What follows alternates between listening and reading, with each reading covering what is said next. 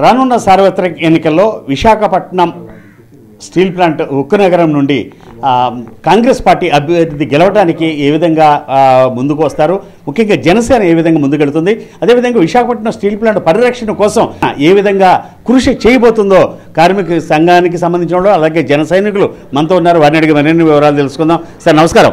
రానున్న రోజుల్లో జనసేన ఈ ఉక్కు నగరం ఓట్లని ఏ విధంగా కైవసం చేసుకోబోతోంది? ఖచ్చితంగా సార్, ఎందుకంటే లాస్ట్ టైం ఎలక్షన్ అప్పుడు కొంతమంది ఏంటంటే Pawan Kalyan local non local అని ఫీలింగ్ తీసుకొచ్చారు. దాంతో ఏంటంటే చాలామంది ఆ రోజున జగన్ వే ఉండడంతో, తర్వాత ఏంటంటే ఈయన పార్టీ అధ్యక్షుడు ఇక్కడ మనకు అందుబాటులో ఉండడం, ఏ ప్రాబ్లం వచ్చినా సరే మనం ఆయన్ని చేరుకోవడం కష్టమన్న కొంత రూమర్లు అవనివ్వండి, లేకపోతే అపోజిషన్ పార్టీస్ చేసిన ప్రచారం కానివ్వండి, వాళ్ళు సక్సెస్ అయ్యారు. దానిలో ఏంటంటే జనాలు కూడా చూద్దాం అసలు ఈయన ఎంతవరకు నిలబడతాడు, ఎందుకంటే ప్రజారాజ్యం పార్టీ దృష్ట్యా ఇంతకు ముందు జరిగిన చేదు అనుభవాలు ఉన్నాయి కాబట్టి జనాలు కూడా ఏంటంటే వచ్చారు, కానీ ఎంతవరకు నిలబడతాడో, ఈయన కొంచెం ఆవేశంగా మాట్లాడుతున్నాడు అని ఇది మీద కూడా ఆ రోజు ప్రజలు పూర్తిగా ఆయన మీద విశ్వాసం ఉంచలేకపోయారు.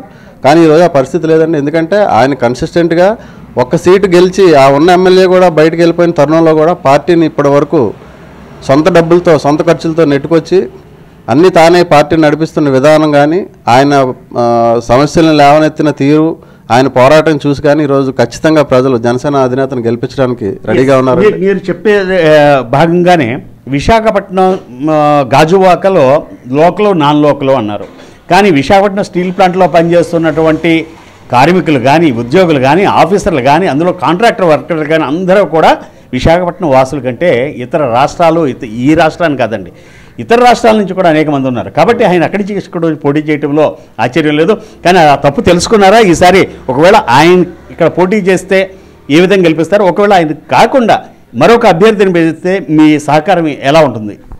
ఖచ్చితంగా సార్, ఎవరు వచ్చినా కూడా మేము సపోర్ట్ చేయాలి, పార్టీకి మేము కట్టుబడి పనిచేస్తాం. కానీ మా ఉద్దేశం ఏంటంటే ఎక్కడ పోగొట్టుకున్నామో అక్కడే వెతుక్కోవాలన్న సామెత చందంగా పవన్ కళ్యాణ్ గారు ఇక్కడ ఓడిపోయారనే అపఖ్యాతి ఏదైతే ఉందో దాన్ని పోగొట్టడానికి మేము సాయశక్తిలో ప్రయత్నం చేస్తున్నాం. ఖచ్చితంగా ఈసారి పవన్ కళ్యాణ్ గారు వేవ్ అనేది నడుస్తూ ఉంది. ఆయన్ని ఎట్టి పరిస్థితుల్లోనూ గెలిపిస్తాం. ఆయన కానీ వస్తే రాలేని పక్షంలో జనసేన తరఫు నుంచి కానీ, లేదా టీడీపీ తరఫు నుంచి, లేదా బీజేపీ తరఫు నుంచి ఉమ్మడి అభ్యర్థి ఎవరు వచ్చినా కూడా సాయశక్తి లేకుండా మేము ప్రయత్నం చేసి ఆయన గెలిపించడానికి మా వంతు సహకారం అందిస్తామని తెలియజేస్తాం. టీడీపీ నుంచి వేరే వాళ్ళకి ఇస్తే, అంటే టీడీపీ అభ్యర్థికి అలయన్స్లో ఇస్తే జనసేన సైనికులందరూ కూడా తప్పనిసరిగా ఆయన కూడా సపోర్ట్ చేసి గెలిపించే అవకాశం ఉంటుందంటారు?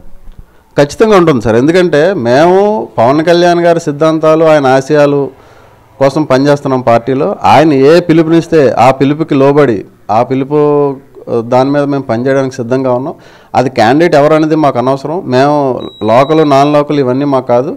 పవన్ కళ్యాణ్ గారిని చూసి ఆయన రాష్ట్రానికి ఆయన ఆశయాలు దృష్టిలో పెట్టుకొని ఆయన రేపు పొద్దున్న రాష్ట్రానికి చేయబోయే మంచి, ఎందుకంటే ఆయన స్వార్థపరుడు కాదు, ఆయన సొంత డబ్బులు పంచుతున్నాడు జనాలందరికీ.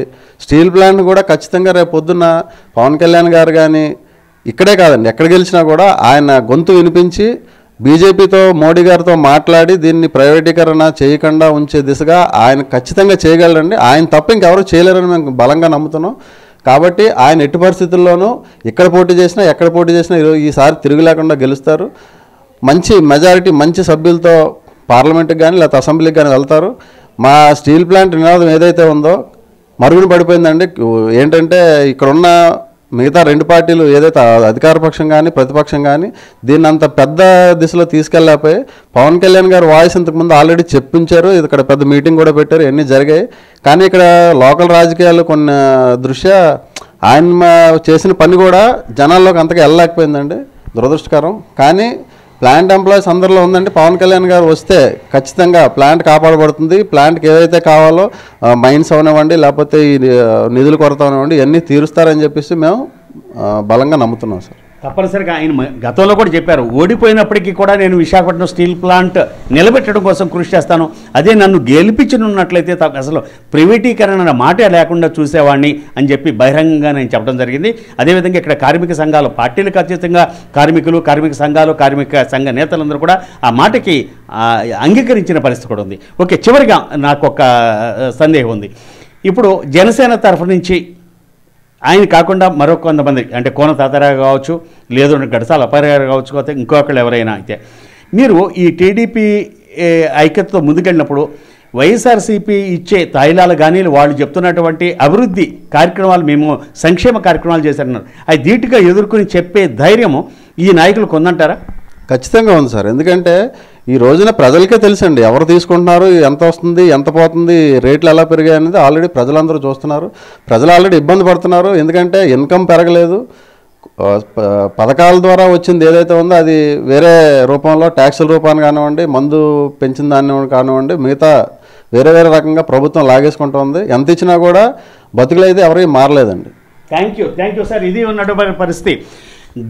ఇప్పుడు నడుస్తున్న ప్రభుత్వం వలన బ్రతుకులు మారకపోగా బ్రతుకులు అధ్వానంగా మారే విశాఖపట్నం స్టీల్ ప్లాంట్ మరింత ఇబ్బందుల్లోకి వెళ్ళింది. తప్పనిసరిగా జనసేన టీడీపీ కూటమిని గెలిపించినట్లయితే ఇటు విశాఖపట్నం స్టీల్ ప్లాంట్ పరిరక్షిస్తానికి జనసేనాని ముందుంటారు. తప్పనిసరిగా ఆయన ఇచ్చిన మాట నిలబెట్టుకుంటారు నమ్మకం మాకుంది. అందుకనే తప్పనిసరిగా ఇటువంటి పరిస్థితుల్లో జనసేన తరఫున సేనాని పవన్ కళ్యాణ్ ఇక్కడ పోటీ చేసిన వారిని అత్యధిక మెజార్టీతో గెలిపించుకోవడం, లేదు అనుకుంటే ఆయన తరఫు నుంచి ఏ ఒక్క అభ్యర్థిని పెట్టిన వ్యక్తిని ఇక్కడ అభ్యర్థిగా పెట్టినా వారిని గెలిపించుకుంటాం, లేదు అనుకుంటే అలయన్స్లో టీడీపీకి ఇచ్చినప్పటికీ కూడా తప్పనిసరిగా ఐక్యతగా మేమందరం సఖ్యతగా ఉండి ఆ అభ్యర్థిని గెలిపించుకుంటామని చెప్పి ఏకతాటి మీద చెప్తున్న పరిస్థితి అయితే ఉంది. విశాఖపట్నం స్టీల్ ప్లాంట్లో ఉన్నటువంటి 78వ వార్డు కార్యకర్తలు మాత్రం చాలా నిర్దిష్టమైనటువంటి ఆలోచనతో ఉన్నారు. జనసేన పార్టీ అధికారంలో రావాలి, రాష్ట్రం ఇప్పటి వరకు పడుతున్న బాధలు పోవాలి అని ఏకైక నినాదాలతో ఉన్న పరిస్థితి కనిపిస్తుంది. కెమెరామెన్ సంతోష్తో Ramakrishna, BTV, Visakhapatnam steel plant నుండి.